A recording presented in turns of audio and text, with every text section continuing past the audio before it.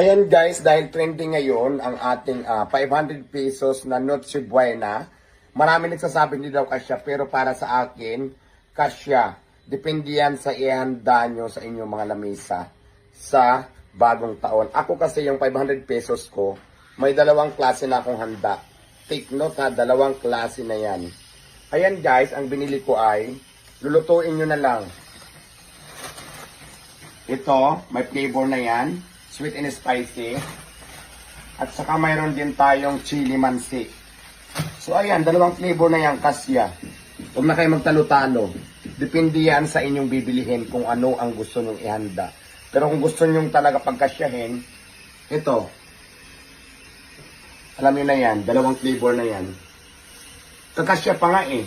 Isang sardinas, tapos mayroon kang sutang na ganito. Bukod dito, sa pancit canton na chili mansi and sweet and spicy. Yun lang, kasya. Depende sa inyong bibilihin. Bye!